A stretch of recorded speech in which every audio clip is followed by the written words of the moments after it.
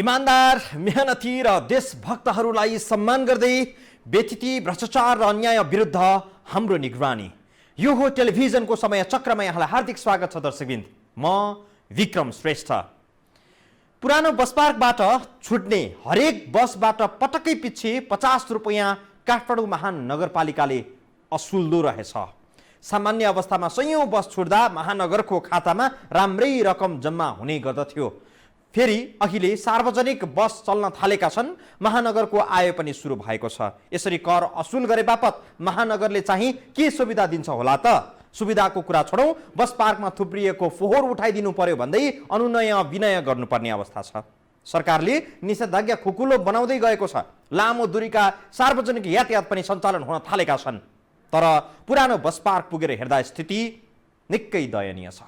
तयारीका लागि एक दिनको समय दिएर सरकारले भदौ 31 गते लामो दूरीका सार्वजनिक सवारीका साधन सञ्चालन गर्न दिने निर्णय गर्यो। 6 महिनादेखि बन्द रहेका लामो दूरीमा चल्ने सवारी साधन आजको भोलि सञ्चालन हुने अवस्थामा थिएनन्। तर पनि यातायात सञ्चालन गर्नु पाउनुपर्ने माग राख्दै आएका यातायात व्यवसायीले सरकारको यस्तो निर्णयलाई स्वागत गरे। कोरोनाका कारण केही क्षेत्र महिनौदेखि ठप्प हुँदा लाखौं मजदुरदेखि व्यवसायीहरू प्रभावित भइसकेका छन्। कोरोना संक्रमण फैलिरहँदा सरकारले निषेधाज्ञा खुकुलो बनाउँदै लगेको छ। सरकारमाथि परेको दबावका कारण यो सबै भइरहेको अनुमान गर्न गाह्रो छैन। एकातिर नागरिक भोकभोकै मर्ने स्थिति, अर्कोतिर महामारी बढ्दै गएको अवस्थामा केही स्वास्थ्य प्रोटोकल जारी गर्नुपर्ने हुन्छ। यातायातको क्षेत्रमा चाहिँ असोज 1 गतेदेखि लामो दूरीका सवारी साधन खोल्ने निर्णय गर्यो। तर स्वास्थ्य सम्बन्धी प्रोटोकल यातायात व्यवस्था विभागले जारी गरेको भेटिएको छैन। अर्थात् सरकारले बिना तयारी नै लामो दूरीका सवारी साधन खोल्ने निर्णय गरेको थियो भन्न सकिन्छ। गाडी हामीले 1 गते चलाउनु पर्छ भनेपछि उहाँहरूले पहिला पूर्व स्वीकृति दिनु भएन। एकैचोटि चाहिँ अब 31 गते गाडी चलाउने भनिसकेपछि 1 गतेदेखि चल्छ भनिसकेपछि हामीले तयारी गर्न नि पाएनौँ। पूर्व तयारी बिना नै यातायातका साधन सञ्चालन गर्न दिने निर्णय गर्दा यात्रु र व्यवसायीले कस्तो शास्ति बेहोर्नुपर्छ भन्ने हेर्न अहिले काठमाडौँको पुरानो बस पार्क जाँदा हुन्छ। पुरानो बस पार्कमा छुट्ने प्रत्येक बसले पटक्कै कर झैं 50 रुपैयाँ तिर्नुपर्छ।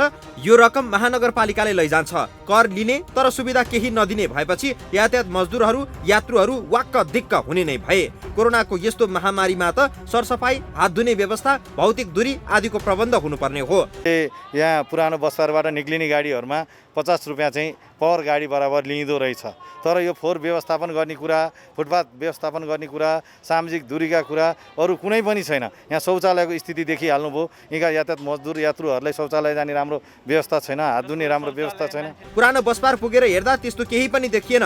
फोहोरको डङ्गुर जताततै देखिन्थ्यो। शौचालयको हालत पनि उस्तै फोहोर, साबुन पानीको राम्रो व्यवस्था नभएको र दुर्गन्ध फैलिएको यात्रुहरूले बताएका छन्। धेरै लापरवाही भएको छ। जस्तै कि एउटा फोहोर राख्ने एउटा डस्टबिन छैन। अरू अहिले त यो कोरोनाको कारणले गर्दा अलिकति फोहोरहरू त्यति छैन। अरू बेला त यति धेरै फोहोर हुन्छ कि यहाँ त पुरै वाककै आउँला जस्तो हुने कि। अनि यहाँ थलहरू जस्तो बगिरहेहरू, पानीहरू त्यतिकै फोहोरहरू बगिरहे, एकदमै दयनीय अवस्था। यत्रो ठुलो बस पार्क नेपालको सबभन्दा केन्द्रीय बस पार्कमा एउटा छत छैन कि यहाँ एकछिन बसौँ, ओट लागेर बस्नु, पानी पर्दाखेरि त नित्रुक्क भिदिन्छ। सरकारले कोरोना संक्रमणबाट जोगिन भौतिक दूरी, मास्क र साबुन पानीले मिची मिची हात धुनु भन्ने सन्देश प्रचार गरिरहेको छ। पुरानो बस पार्कमा न भौतिक दूरी कायम हुने गरी कुनै प्रबन्ध गरिएको छ, न हात धुन साबुन पानीको प्रबन्ध नै। यात्रुहरूको लागि हात धुनेको कुरै छोड्दौँ, टिकट काट्न पनि यो एकैचोटि नै जान पर्ने अवस्था छ र त्यसलाई अहिले हामी मिलाउँदैछौँ। यो चाहिँ सबै राज्यले केही गर्दो रहेनछ। राख्नका लागि पानीका ट्याङ्करहरू राखिएका छन्, तर एक डल्लो साबुन राखिदिने, हात धुन सजिलो बनाइदिने व्यवस्थापन कसैले गरिदिएको छैन। यातायात क्षेत्रका मजदुर, कर्मचारी तथा नेताहरू सरकारी क्रियाशीलता नभएको गुनासो गरिरहेका छन्। साबुन पानीको प्रबन्ध कसले गर्ने? सामाजिक दूरी पालना कसले गराउने? मास्क लगाए नलगाएको अनुगमन कसले गर्ने?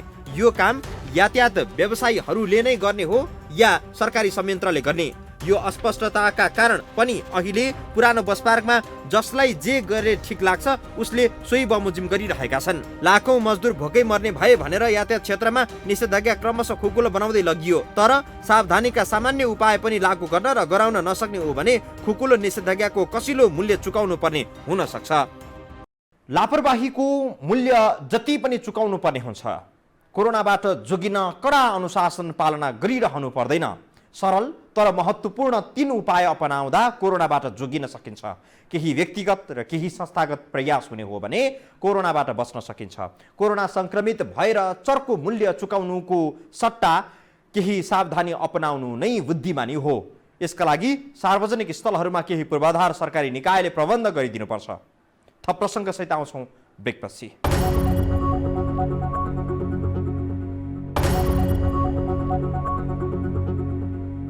सार्वजनिक यातायात सञ्चालन कार्यविधि तयार भयो।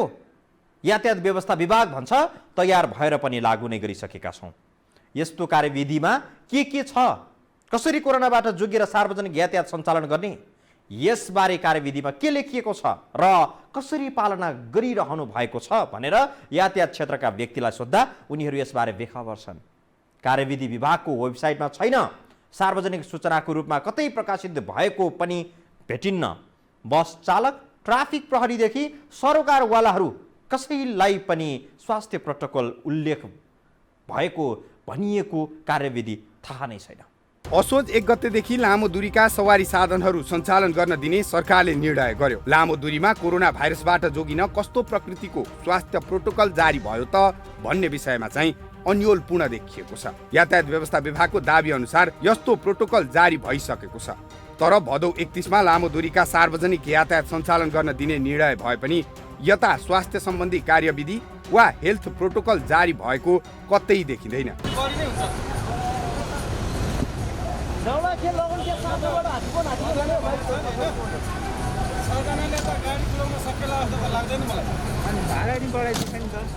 भाडा कति चाहिँ बढेछ भन्नु न? 15 को ठाउँमा अङ्केर केही रुपियाँ हो, 50% बढायो। 50% पनि खासै 6 जनाले त होला जस्तो लाग्छ। यातायात व्यवस्था विभागको वेबसाइटमा पनि यस सम्बन्धी कुनै सूचना छैन। यातायात व्यवसायी मजदुर संगठन समेत सार्वजनिक यातायात सञ्चालन गर्ने कार्यविधिबारे बेखबर छन्।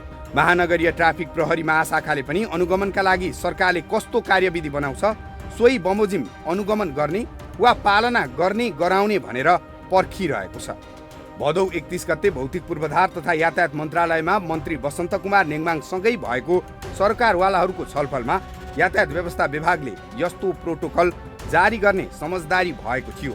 सो छलफलमा अखिल नेपाल यातायात मजदुर संगठन, नेपाल यातायात स्वतन्त्र मजदुर संगठन, नेपाल यातायात मजदुर सङ्घ, नेपाल राष्ट्रिय यातायात व्यवसायी महासङ्घ, स्वास्थ्य मन्त्रालयका प्रतिनिधि, महानगरीय ट्राफिक प्रहरी महाशाखाका प्रमुख भीम प्रसाद ढकाल, यातायात व्यवस्था विभागका महानिर्देशक गोगन बहादुर हमाल लगायत थिए। अब यो अनुगमन गर्ने हाम्रो पनि जिम्मेवारी छ र ट्राफिक प्रहरीको पनि यसमा चाहिँ जिम्मेवारी छ। नेपाल सरकारले चाहिँ ट्राफिक प्रहरी र यातायात व्यवस्था विभागलाई मुख्य अनुगमन गर्ने जिम्मेवारी दिएको छ।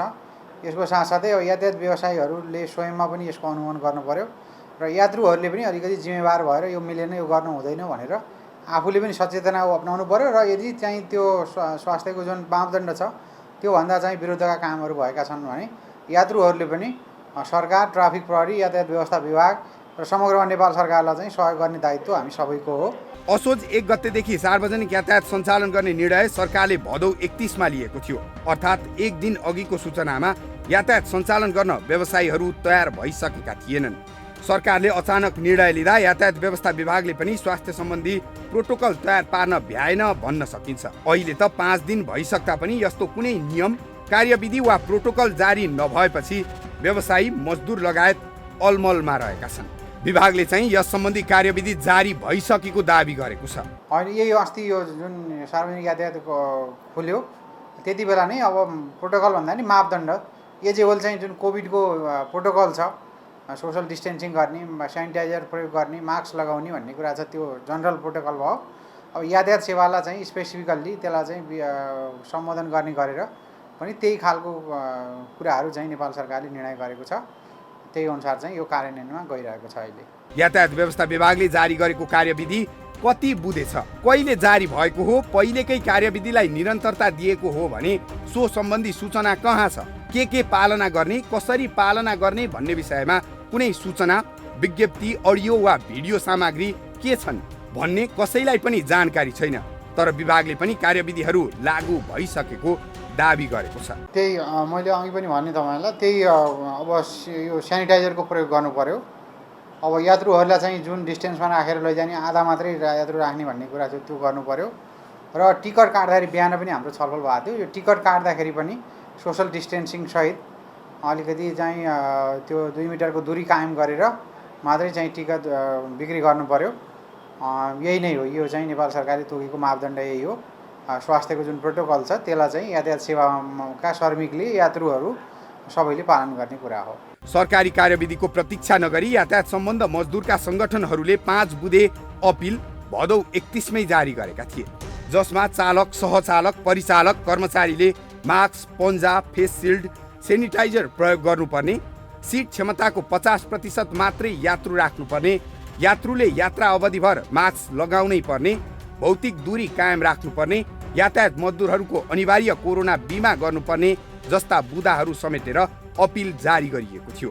सार्वजनिक यातायातमा सिट क्षमताको 50% मात्रै यात्रु राख्न पाइने नियमका कारण भाडा महँगिएको छ। हवाई यात्रामा सिट अनुसार यात्रु राख्न पाइने भएपछि साबिक भाडा दर नै कायम भएको छ। सार्वजनिक बसमा भाडा दर 1.5 गुणा बढेको छ। सार्वजनिक बसभित्र पनि निर्मलीकरण गर्ने, हरेक दिन बस सफा गर्ने जस्ता सुरक्षाका उपायहरू लागू भएका छैनन्। कोरोना भाइरस फलामे सतह, कपडा आदिमा पनि केही दिन जीवित हुने भएकाले सार्वजनिक बसहरूलाई दिनहुँ निर्मलीकरण गर्नुपर्ने हो। तर यसबारे व्यवसायीहरूले पनि खासै चासो राखेको पाइएको छैन। यात्रुहरूले पनि यस्ता विषयमा सजगता अपनाएको पाइएको छैन। कोरोना भाइरस फलामको सतहमा घन्टौँ जीवित रहन्छ। बसको सिट सिसामा पनि भाइरस सक्रिय भएर बसिरहन्छ। हरेक दिन बसलाई डिसइन्फेक्सन गर्ने, यात्रुहरूका लागि अनिवार्य मास्क, हात धुने सुविधा र सम्भव भएसम्म फेस सिल्डसम्म उपलब्ध गराउनुपर्छ। यो नियम पालना भए नभएको स्थानीय निकाय, ट्राफिक प्रहरी लगायतले अनुगमन पनि गर्नुपर्छ। तर कसले गर्ने, कसरी गर्ने भन्ने कार्यविधि नै अझै जारी नभएको भन्ने विषयले सरकारी निन्द्रा कुम्भकर्ण शैली छ भन्ने देखाउँछ। हामी आउनेछौँ यो ब्रेकपछि। व्यक्तिगत रूपमा कोरोना बिमा गर्न 1000 रुपैयाँ र संस्थागत 600 रुपैयाँ लाग्छ। एउटा सार्वजनिक बसमा 5 मजदुर कर्मचारी हुन्छन् भन्ने मान्य हो भने पनि 3000 देखि 5000 रुपैयाँमा यस्तो बिमा हुन्छ। जुन जनशक्तिले आफ्नो व्यवसाय चलाइदिएको छ उनीहरूका लागि 2-4 हजारको बिमा गराइदिन गाडीका साहुजीहरू पनि तयार देखिन्नन्। सरकारी निकाय त अझै बढी बेपरवाह जस्तो देखिन्छ। एउटा बसमा 1 चालक, 1 सहचालक, 1 परिचालक गरी प्रत्यक्ष 3 जनशक्ति काम गरिरहेका हुन्छन्। काउन्टरमा काम गर्नेहरू समेत जोड्दा 4-5 जना मजदुर कर्मचारीबाट एउटा बस सञ्चालन हुन्छ। 5 जनाका लागि कोरोना बिमा गर्न व्यक्तिगत हिसाबले 5000 र संस्थागत रूपमा 3000 खर्च हुन्छ। तर यो पैसा व्यवसायीले लगानी गर्ने कि सरकारले पनि सहयोग गर्ने भन्ने विषयमा गलफत्ती हुँदा अधिकांश मजदुरहरूको कोरोना बिमा हुन सकेको छैन। हवाई जहाज उडाउने पाइलट हुन् वा बस चलाउने चालक, आखिर जीवनको मूल्य सबैको बराबर हो। हवाई सेवामा लागू गरिएको सुरक्षा प्रबन्ध चुस्त र भरपर्दिलो देखिन्छ भने सार्वजनिक यातायातमा निकै फितलो। धेरै मानिसहरूसँग नजिक भएर पैसा लेनदेनदेखि लामो समय यात्रुसँगै यात्रा गर्नुपर्ने भएकाले स्वास्थ्य जोखिम बसका मजदुर कर्मचारीमा बढी हुन्छ। जोखिम बढी भए पनि सुरक्षा सावधानी भने कमजोर पाइएको छ। सेनिटाइजर राख्नु छ। जम्मा 6 जना मान्छे हाल्न पाउँछ। अब सेनिटाइजर सानो राखेको छ। कोही सेनिटाइजर छ त? कोही देखेन त, कोही देखाउनु त। एकैले सेनिटाइजर देखाइदियो नि। Sanitiser देखाइदियो, sanitiser. मास्क लाउनु भएको हुन्छ त अलि यात्रुहरूको अगाडि तर्ने। नाक हुन तलबाट त्यसरी छोपेर लाउने मास्क। पुरै नाक छोप्नु पर्छ हजुर। Mask sanitiser. ल यत्रो ठुलो हुँदै जान्छ। काठमाडौँमै गुड्ने मिनी बस तथा माइक्रो बसहरू यात्रु नपाउँदा रित्तै गुडिरहेका छन्। यात्रु पाउँदा मान्छे उभ्याएर पनि सञ्चालन भइरहेका छन्। यस्तो किन गरेको भन्ने प्रश्नमा यात्रु नपाएको बेला रित्तै पनि चलाएका छौँ नि त भन्ने जवाब बस सञ्चालकले दिने गर्छन्। यात्रु नपाउँदा रित्तै चलाएको बदलामा यात्रु पाउँदा कोचाकोच गरेर चलाउने भन्ने जवाब कोरोना भाइरसले बुझ्दैन। तपाईँले यत्रो प्यासेन्जर किन हाल्नु भयो? तपाईँले कति 8 जना भने होइन?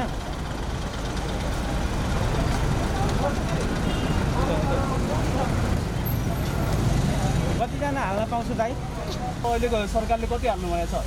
एउटा आधी 10 जना। 8 जना हाल्न पाइँदैन नि त। तपाईँले कति हाल्नुभयो अहिले? 10 जना होला। 10 जना मात्र कति? 10 जना होला। गङ्गी अहिले त्यहाँ 16 जना भन्दा नि बढी हाल्नु भएको छ तपाईँले। कोरोना घटेको वा घट्ने क्रममा रहेको भनेर सरकारले निषेधाज्ञा खुकुलो बनाएको होइन। कोरोना नियन्त्रण गर्न वर्तमान सरकार असफल हुँदै गएपछि केही सिप नचलेर निषेधाज्ञा खुकुलो बनाइएको हो। कोरोना नियन्त्रणमा ल्याउन पनि नसक्ने, लाखौं श्रमजीवीको रोजगारी पनि नखोसिने स्थितिबाट उम्किन सरकारले निषेधाज्ञा खुकुलो बनाउने उपाय रचना गरेको छ। सरकारले पनि के गरेको छैन, सङ्घ समितिले पनि छैन। अब यहाँको स्थानीयको भनौँ न, यहाँको अब भनौँ न वडा अध्यक्ष, अब मेयर सेयर यताको भनौँ न, यताउति सुविधा केही छैन। हेर्नु ज्यान धरामा राखेर काम गर्नु परिरहेको छ। 6 महिनादेखि थन्केर बस्यो घरमा। अब अहिले हेर्नु, अब यसरी नै काम गरेर हिँड्नु पर्ने बाध्यता छ। खाना परिगयो, हेर्नु खानाको लागि पनि गर्न परिगयो। दैनिक 1000 देखि 2000 को संख्यामा कोरोना संक्रमितको दर कायम छ। दैनिक मानिसहरूको मृत्यु भइरहेको छ। 34 वर्षका सैनिक जवानदेखि कुनै दीर्घ रोग नभएका युवा र बालबालिकाको समेत कोरोनाका कारण मृत्यु भएको छ। यस्तो बेला सार्वजनिक यातायातमा काम गर्नेहरू चाहिँ कोरोनाको जोखिमबाट मुक्त छन् भन्न सकिन्न। धेरै मानिसहरूसँग सम्पर्कमा बस्नु पर्ने भएकाले उनीहरू जोखिम वर्गमा पर्ने गर्छन्। तर यस वर्गका लागि 600 रुपियाँको कोरोना बिमा गरिदिन समेत गाडीका साउहरू तयार छैनन्। उनीहरूका लागि चाहिने मास्क, सेनिटाइजर, पन्जा, फेस सिल्ड आदिको जिम्मेवारी त झन् कसले लिने?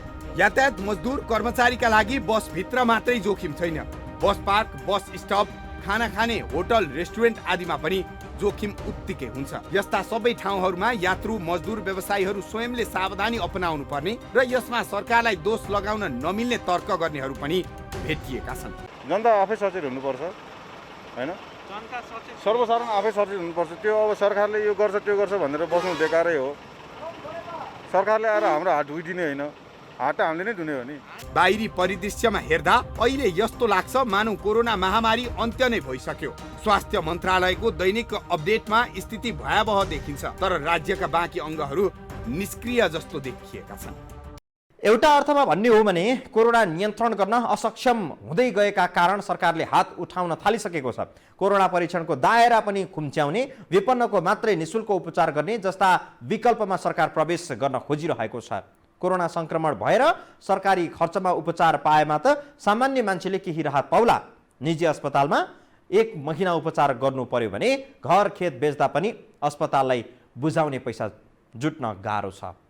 1 रात भर्ना गरेर राख्दा एक बिरामीको आफन्तबाट 3 लाख रुपियाँ असुल्ने मेडिसिटी जस्ता अस्पताल यही देशमा छन्। यसकारण कोरोनाले ज्यानै लिन सक्छ, लिएन भने सडकमा पुर्याउन पनि सक्छ। सरकारको भर हुन छाड्यो, सचेत आफै हुने हो। समय चक्रका साथै यस टेलिभिजनका सम्पूर्ण समाचार बुलेटिन, कार्यक्रम yohoTelevision.com, yohokhबर.com, युट्युब र फेसबुकमा पनि पढ्न र हेर्न सक्नुहुनेछ।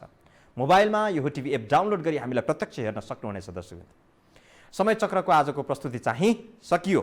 बिदा दिनुहोस्, नमस्कार।